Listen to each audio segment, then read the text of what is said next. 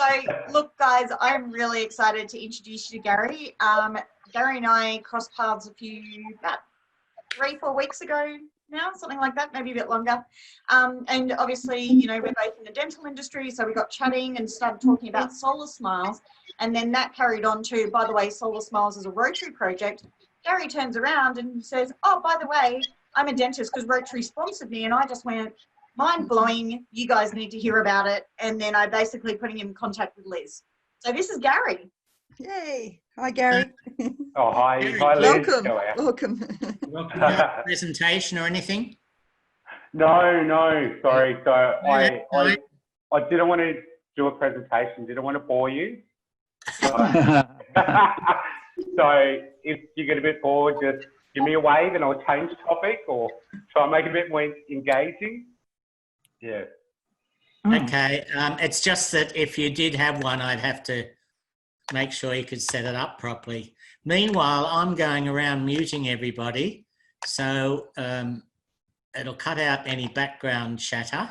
But if anybody specifically wants to log in, you know, you can press the space bar to unmute yourself.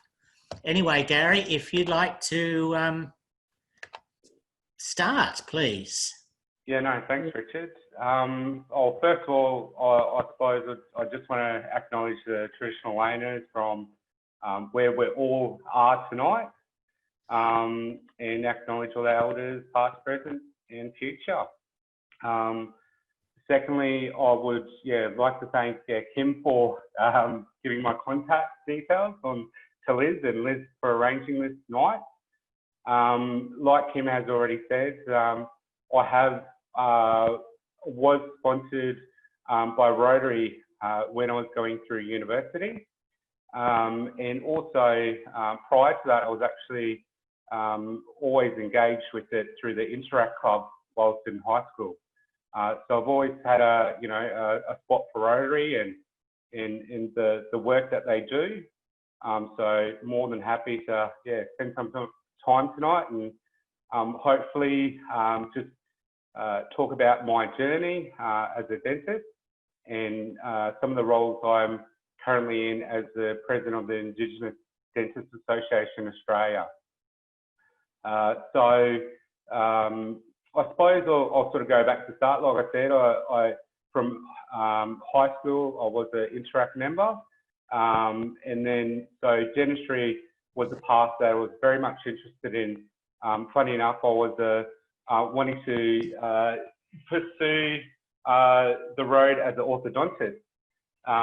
But unfortunately, as I found out later on through university, it was a very boring, repetitive procedure.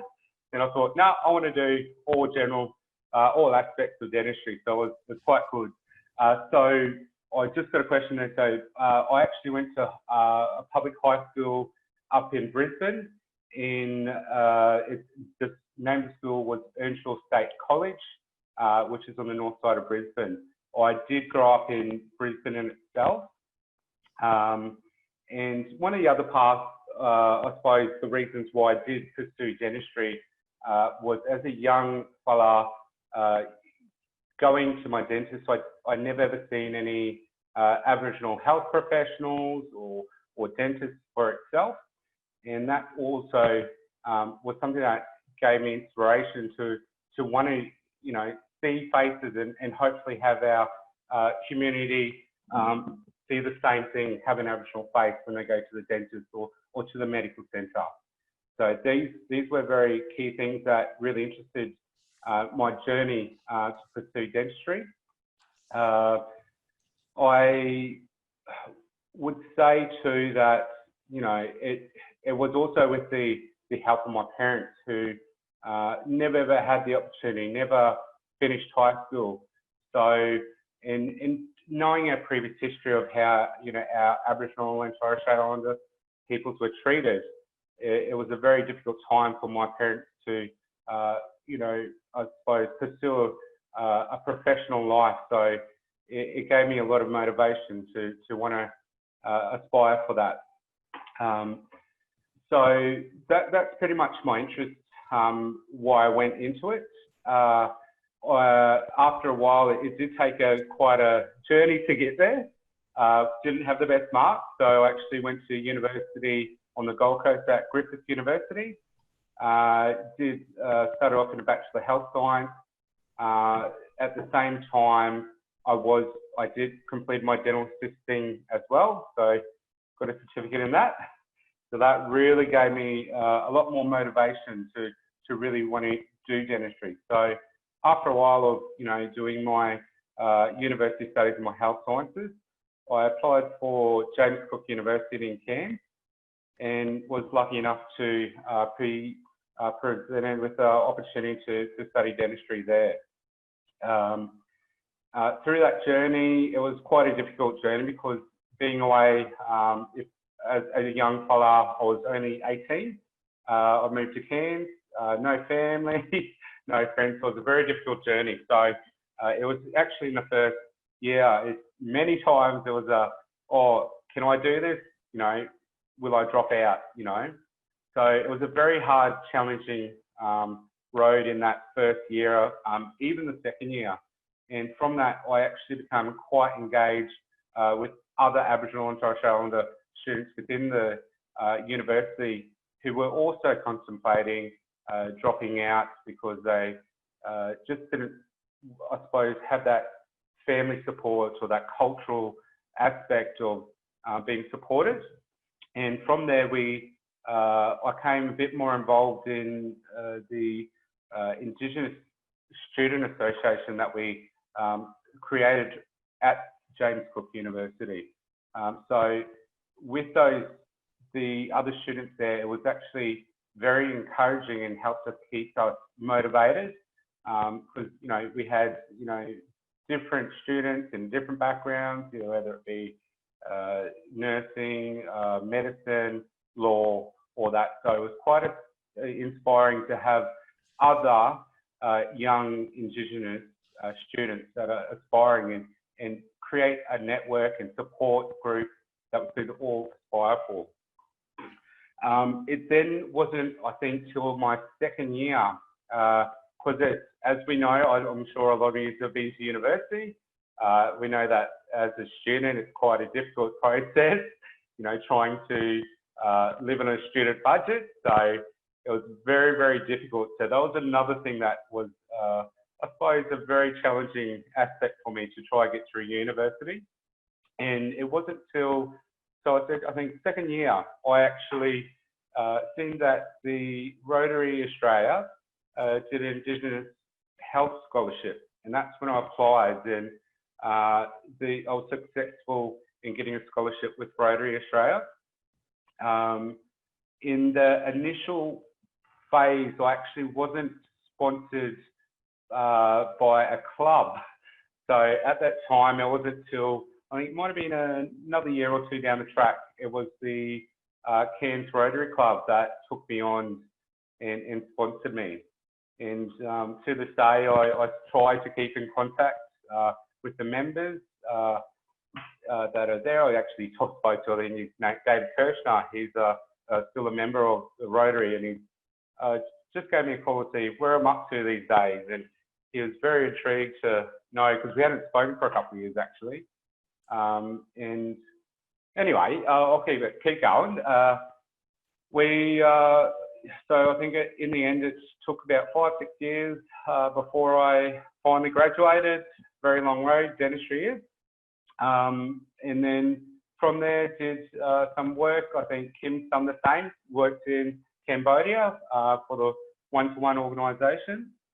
And yeah, so that was a very insightful experience going to Cambodia. Very much, yeah, very heartbreaking to see a lot of the kids facing the tooth decay that is quite preventable. But it was very rewarding, and I definitely hope to go one day again.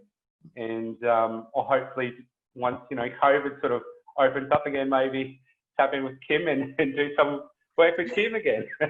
And do some I'm sure she'll drag you to Timor-Leste. Yes, that's right. It's all right, Gary. We've already dragged Richard. Oh, And okay. we took Raylene to Cambodia. Oh, So is that right? I drag everyone in around me. It's fine. You're on the hit list. There we go. And so from there, I've actually worked in a number of places, from up in Darwin to Mackay. I've worked for the Royal Flying Doctors out in western remote areas. I've done a bit of work in private now. I've done some work down in a few different Aboriginal Medical Services. So I think it's about my 6th year that I've been doing dentistry for. And along the way, I actually picked up, like I mentioned earlier, the position as the Indigenous Dentist Association President. And so that, I suppose, is a very, very small group, just because we do have a number of Aboriginal dentists within Australia. So there's only a handful of us, but it was. So sorry, Gary, when you say Yeah. a handful, can you tell them how many that is? So they actually know how little a handful is? A little Or how many handful. people are registered in Australia to do dental type work? Dental type work. So dental Yeah. type work, including not just dentists as a general dentist, oral health therapists, dental prosthetists, dental technicians, would be number less than 50. So very, very little. And I suppose, a lot. Little. Big way to go, but So just to give everyone an understanding, I'm pretty sure there's something like 8,000 dentists registered in Australia at the moment. So to have only 50 represented is tiny. Gary is the first Indigenous dentist that I've ever come across in probably more than 10 years of recruitment. So I was very excited to meet you and hear your story and hear that Rotary was involved in that. Yes. Yeah. So, but other than that, yes, I suppose one of our objectives for the Indigenous Dentist Association is to, I suppose, definitely encourage different organisations and our universities and institutes to take on more Indigenous students, so that we have a higher turnover of Indigenous students and registered dentists, even our oral health therapists, most importantly as well, because we know that with the Indigenous dentistry in Australia, we still have quite a, big gap between mainstream Australia. We know that we can have 2 to 3 times more tooth decay than mainstream Australia, very prominent in our young kids. And we know that some of the barriers to why some of our Indigenous patients won't access dentistry is their past experiences and dealings, whether it be racism within the health system, the trust, and sometimes just as simple as the accessibility. So we know that it's still very, underfunded. We know that nearly a third of our Indigenous population live in remote areas as well. So that's where we know that, a lot more can be done. And, hopefully we hope to see one day, the government will step up and, really do fund it, Other than that, we're always trying to develop professional relationships with our dental associations.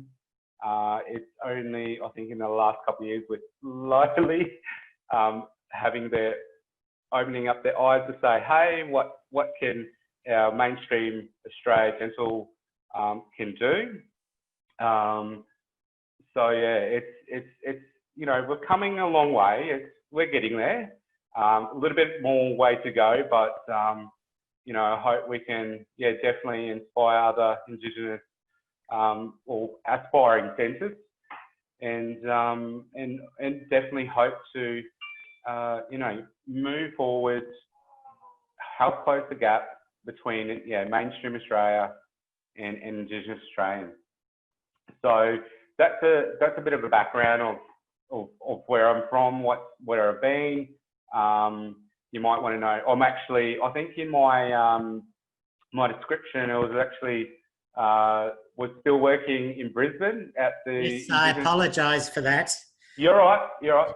I checked up on your LinkedIn only this morning, actually. Is that right? Yeah. So for everyone, I'm actually in New South Wales, working on the South Coast.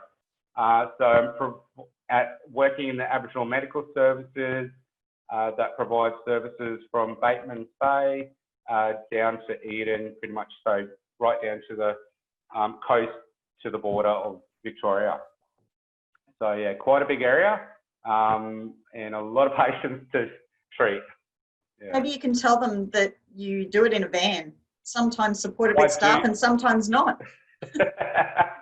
That's right. I do it in a van. So we travel around to different, so from Bateman's Bay, we've had to use our little van down to, I just seen the oysters comment. Yeah, the oysters are lovely here. I have to say they're nice and big, juicy. But yeah, so we provide it down to some of the Aboriginal communities, the reserves. So, you know, we only need another probably 2 dentists to provide the service, because we're probably servicing about 3,000 to 4,000 patients. So it's quite a big patient base. So yeah. The van you've got, is that kitted out for dentistry, or is that just for transport?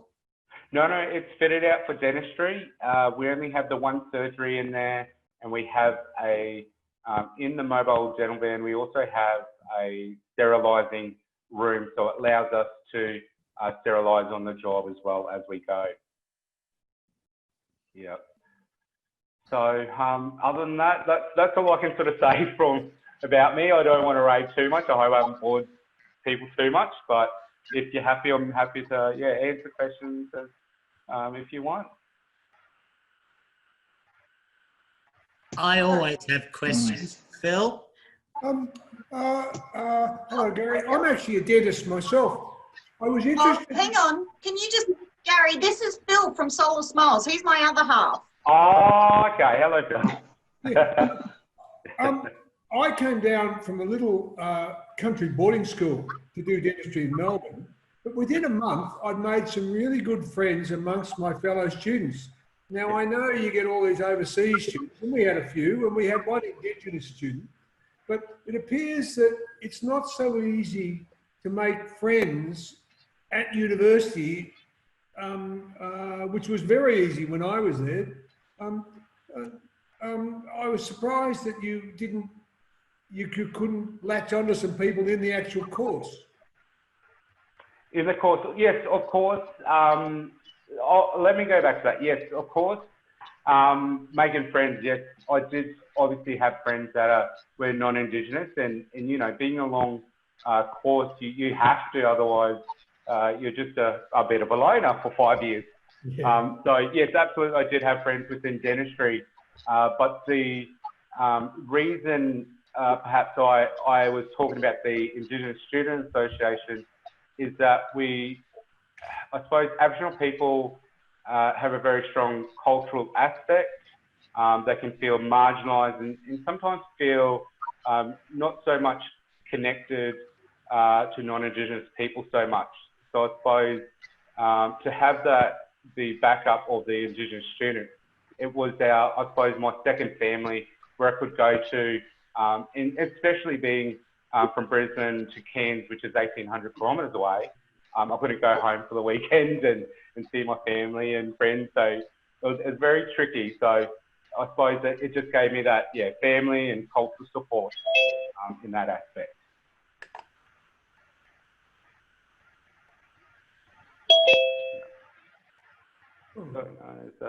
Well, I'll keep asking questions if nobody else is. Being in Narooma, just south of Bateman's Bay, where all the fires were you affected by them at all? I actually started on the 6th of January.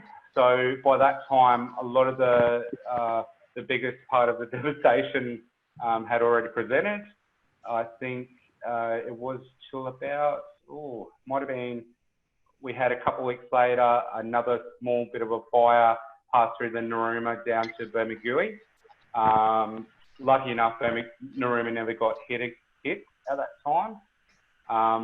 But I suppose it didn't affect me too much, but obviously it is a scary time, and the unknowing of where the fire is and whether you're going to be safe was a bit scary. Well, I was in Nowra on the 2nd and 3rd and was told to get out. Is that right? Yeah. Go on. Elaine? Gary, I've got a question. Yep. How did you actually operate when you were with the Flying Doctor Service? So the Flying Doctor Service in Queensland was based out of a large semi-trailer. It was fitted out with 2 surgeries, had a OPG machine, which is the big X-ray that swings around your head and takes an X-ray of the whole jaw. It had a sterilising room. So the way the dental van was moved around was pretty much based on areas that didn't have no dental services. So they would be placed out in those communities right out pretty much almost to the NT border.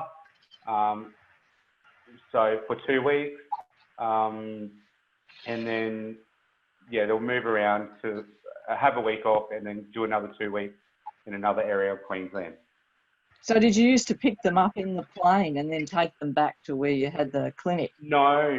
Actually, so a lot of our patients still travelled. Sorry, I'm getting a bit tired and a bit tongue-tied. So the dental van would go to the remote communities, and then we would fly. I was based in Brisbane at the time. Would fly into those towns, and then would have service the patients within the town. We then had patients from surrounding towns that also didn't have dental services that would drive, and we had some patients drive nearly 8 hours just to come see us. So, So there was no private dentists out there? Or there was just no dentists? I'll actually tell you, there's a place, a lot of you would be familiar with Winton, where we've got some of the dinosaur fossils and that. The nearest, I suppose, big town, Longreach, they had one private dentist, but it was near impossible to get in.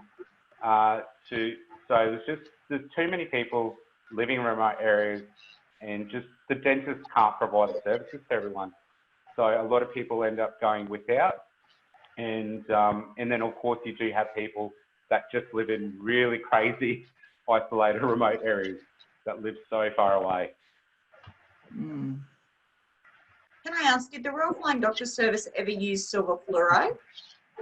Silver fluoride, actually not at that time, no. We weren't using it, no. And do you use any of it in the Indigenous communities?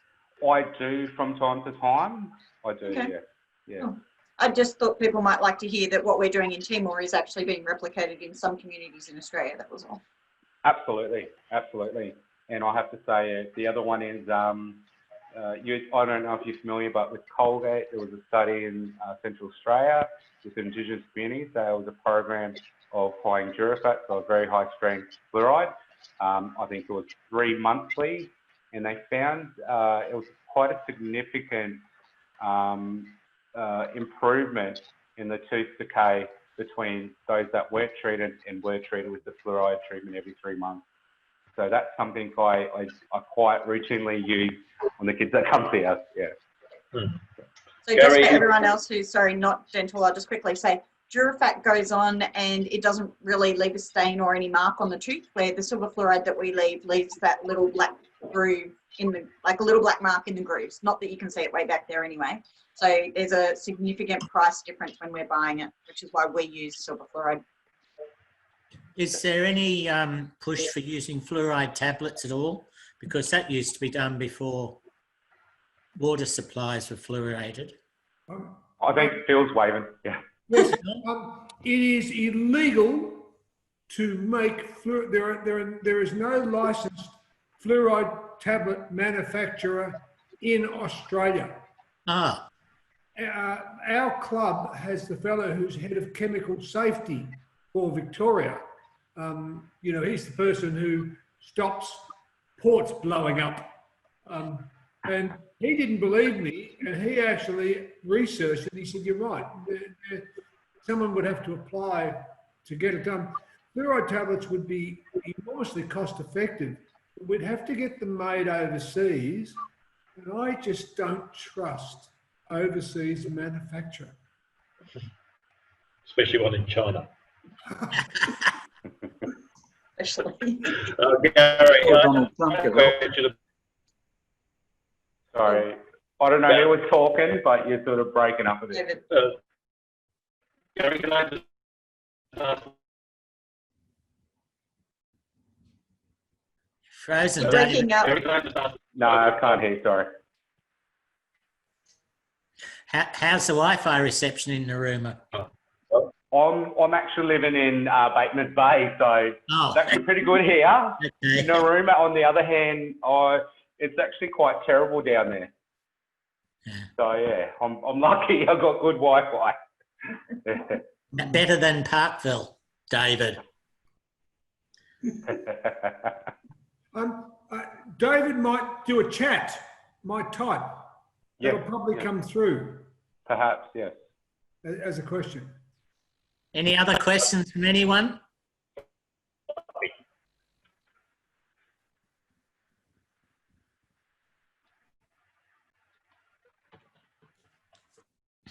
There's only so much you can talk about teeth, I think. No, I'm still going. I just like, I'm always known to have questions at whatever it's about. Yes. You got help with the Rotary Scholarship. Are there any other types of scholarships available? There are. There's also another scholarship that's available to all Indigenous health students. One that's called Puggy Hunter. And I'm just trying to think who convenes that. That's it's one of the Australian nursing. Oh, sorry, I can't remember. Yeah, yeah. But that's another one that's quite good for other students to get through. Okay, so David's just put a question. Yeah, he's given up talking. Issue for Indigenousness, remoteness and access, or is there reluctance to go to dentists like the rest of us? I suppose there's two elements. Yes, no one's keen to go to the dentist. There's always the anxiety and the fear. But I suppose for Indigenous people, especially some in remote and that don't have much engagement with, non-Indigenous people, I suppose with our past history, there are still a lot of Indigenous people that are find it very hard for trust, and that's why I suppose it stops them going to the dentist as well. They've also, I think I said earlier, was the aspect of sometimes they're being discriminated against, or perhaps maybe not discriminated, or weren't felt that they were provided culturally safe services. And that's what we're trying to do with the Indigenous Dentists Association, is trying to make our dentists aware also that when they do encounter Indigenous patients, we want them to know that there's the aspect of cultural safety, and we want them to know how to provide that so that they can also make a difference. And like I was saying, we want to close the gap. And it's not just Indigenous dentists like me and other Indigenous oral health professionals. It's the whole of Australia where we need to come together, reconcile, help close the gap. Okay, so and we're getting there. It's a very slow process, as things go. But I got much hope. Another 50 years, it's going to be a different story. We talk about it again. Yeah. Can I ask two very quick questions? Number one, you mentioned that something that I didn't know. You said you had some dealings with Interact early on, so I'd like to know what that is, or what that meant, or what that looked like. And if you could just tell me, if you hadn't got your scholarship from Rotary, what would that have looked like, or what did Rotary actually do to make your life easier? I guess, like, what did that scholarship actually mean? Absolutely. Do you know what I mean? Like, I'm interested to find out how Rotary actually impacted the journey, rather than just they gave you a scholarship and you kept going. Like, what would it have looked like if you didn't get that? Oh, absolutely. Sorry, there's one question before that. Yeah. About the Interact. Interact, yep, Interact. So Interact, it wasn't till, I didn't know about it until I think I've come to, I think it was grade 11, grade 12. So it was only a very short dealing. Sorry, it's very hard to remember, very vague. I think it's been quite a while now since high school. I'm probably been what's that, about 15 years almost. So I can't remember exactly, but I know it did plant that seed in my head, and the involvement, you know, with Rotary and the just coming together and trying to do things within the community. Okay. So that's all I can say with that. That's a good enough. Seeds are good. That's what we need for young people, is to have seeds and think of Rotary when they're older. That's perfect. That's it. And that's what it did for me. And I wish I sort of was involved a lot younger. It just wasn't, I don't know, I can't even remember whether the opportunity was even there. But it was, yeah, great that I stumbled across it. Now, the second question, the scholarship, the Rotary Scholarship, I suppose, one of the things that allowed me to do was it actually, back then I had a 1989 Holden Commodore VN, and it was quite run down. So that was my actual transport to uni. So it actually allowed me to put fuel in the car to get to uni, and, you know, whenever it sort of broke down partly, to actually get those little bits fixed. It actually allowed me to purchase textbooks that were quite vital for the program. Inexpensive. Inexpensive, that's right. That's exactly right. I think the other one was, I'd actually remember too, when I got part of the scholarship, I actually bought a laptop with it. So another very important thing. So just those few things made a huge difference to me to be able to get through the course. Otherwise, you know, I would have spent a lot of time at uni. Not that I didn't, but I would have been at night trying to do my assignments.